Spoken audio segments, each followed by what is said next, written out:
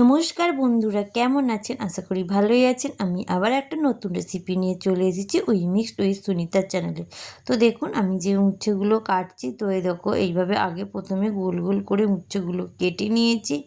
নিয়ে এবার আমি ঝিরিঝিরি করে কেটে নিয়েছি। তো এইভাবে ঝিরিঝিরি করে উচ্ছেগুলোকে কেটে নিতে হবে। তো এদিকে আমি উচ্ছে আলু দুটোই কেটে নিয়েছি। দেখো উচ্ছেগুলো পুরো ঝিরিঝিরি করে কেটে নিয়েছি। তো এইভাবে ঝিরিঝিরি করে কেটে নেবে, আর যারা দানাটা খান না তারা দানা ফেলে দেবেন। আর আলুও ঝিরিঝিরি করে কেটে নিয়েছি। তো এর চেয়েও বেশি ঝিরিঝিরি করে কাটতে পারলে আরও ভালো হয়। তো আমার একটু মোটা মোটা হয়ে গেছে, তো আলু আর উচ্ছে ঝিরিঝিরি করে কেটে নিয়েছি। নিয়ে এদিকে কড়া বসিয়ে দিয়েছি গরম করতে, তো গরম হয়ে গেছে। আর এদিকে আলু আর উচ্ছে আমি ভালোভাবে জলে ধুয়ে নিচ্ছি। জল দিয়ে ভালোভাবে আলু আর উচ্ছে ধুয়ে নিচ্ছি। দেখো কচলে কচলে ধুয়ে নিচ্ছি, আলুর নোংরা জলটা ফেলে দেবো। আর এদিকে আমার কড়াটা গরম হয়েছে কি দেখছি, তো হ্যাঁ কড়া গরম হয়ে গেছে। তো আমি সেগুলো খোলাতে কড়াইতে দিচ্ছি ধনে, গোটা ধনে আর তেজপাতা, আর দিয়ে দিচ্ছি শুকনো লঙ্কা।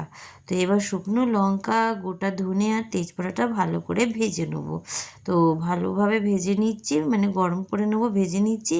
তারপরে আমি দিয়ে দিচ্ছি এতে লাস্টে গোটা জিরে। তো গোটা জিরে, ধনে, তেজপাতা, শুকনো লঙ্কা ভালোভাবে ভেজে নেবো। একটা সুগন্ধ বেরোবে, সেই পর্যায়ে এসে গেলেই আমি এবার এটাকে ঢেলে নেবো।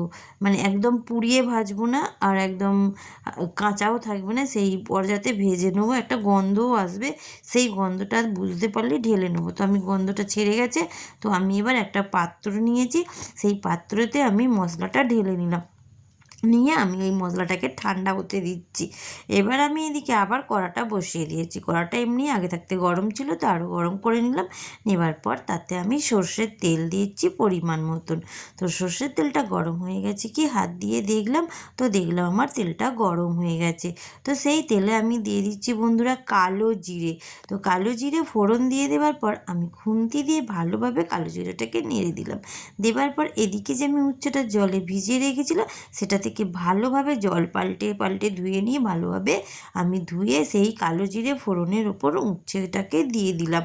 তো এবার সব উচ্ছেগুলো আমি ভালোভাবে মানে জল থেকে ধুয়ে তুলে নিয়েছি, নিয়ে এবার কড়াতে দিয়ে দিয়েছি।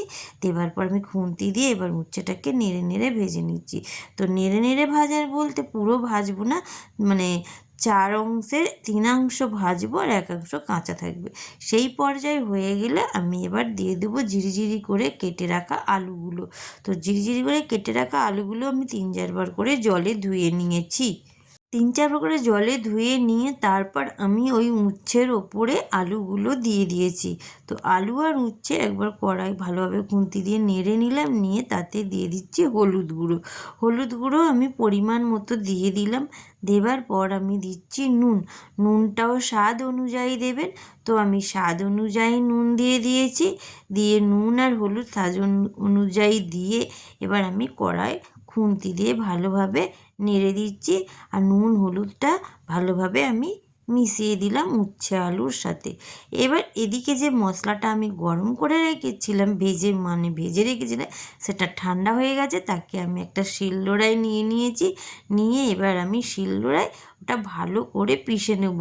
গোটা ধনে, জিরে, শুকনো লঙ্কা, তেজপাতা ভালোভাবে গুঁড়ো করে নেব। তো দেখো আমার শিলে পেষা হয়ে গেছে, শুকনো শুকনো শিলে আমি ভালোভাবে গুঁড়ো করে নিয়েছি। নিয়ে এবার আমি শিলেতে রেখে একটা চাপা দিয়ে দিচ্ছি। তারপরে আমি এদিকে যে উচ্ছেটা কড়াতে দিয়ে রেখেছিলাম, সেটা এবার আরেকবার নেড়ে দিচ্ছি। কেননা মাঝে মাঝে নাড়তেই হবে, নাহলে তো ওটা পুড়ে যেতে পারে। তো দেখলাম নেড়ে দেবার পর আমি আলু দেখলাম সেদ্ধ হয়নি, তখন আমি একটা চাপা দিয়ে দিয়েছি। তো আমি 5 মিনিট পর ফিরে এসে আবার চাপাটা খুলে নিলাম। নিয়ে আবার আমি উচ্ছে আলুটাকে ভালোভাবে নাড়াচাড়া করে দিচ্ছি। তো দেখছি সেদ্ধ হয়েছে কি না, তো দেখলাম এখনও সেদ্ধ হয়নি। তো এই জন্য আবার আমি নাড়াচাড়া করে দিলাম, দিয়ে আবার চাপা দিয়ে দিলাম। তো চাপা ঢাকাটা দিয়ে দেবার পর আমি আবার 5 মিনিট পর ফিরে এসেছি। আসার পর আমার ঢাকনটা চেঞ্জ হয়ে গেছে বন্ধুরা। তো যাই হোক আমার উচ্ছে আলুটা ভাজা হয়ে গেছে, দেখো কালারটাও বেশ এসে গেছে। আর আমি তোমাদেরকে দেখাচ্ছি আলুটাও সেদ্ধ হয়েছে কি না। তো ওই দেখো আমি আলুটাও কেটে দেখালাম, আলুও সিদ্ধ হয়ে গেছে। তো আলু সিদ্ধ হয়ে যাওয়ার পর তো আমি এবার যেই মশলাটা করে রেখেছিলাম, দেখো বন্ধুরা আমি একটা জায়গায় তুলে রেখেছি, সেই থেকে নিয়ে এবার আমি এই মশলাটা এই উচ্ছে আলুর সাথে মিশিয়ে দেবো। তো বন্ধুরা এই উচ্ছে আলুর সাথে এই মশলাটা মেশানোর পর এত সুন্দর টেস্ট হয়েছে। আপনারা তো উচ্ছে আলু ভাজা করে খেয়েছেন, কিন্তু এই মশলাটা করে একবার এই মশলা মিশিয়ে খেয়ে দেখবেন বন্ধুরা, এত সুন্দর খেতে হয়েছে কি বলবো। তো যাই হোক আমি পুরো মশলাটা মিশিয়ে দিলাম। আর বন্ধুরা তোমাদের যদি আমার এই উচ্ছে আলু মশলাটা যদি ভালো লেগে থাকে তাহলে লাইক, শেয়ার, কমেন্ট আর সাবস্ক্রাইব করবেন। তো আমার উচ্ছে আলু ভাজা হয়ে গেছে, আমি এবার এটাকে একটা পাত্রে তুলে নিচ্ছি।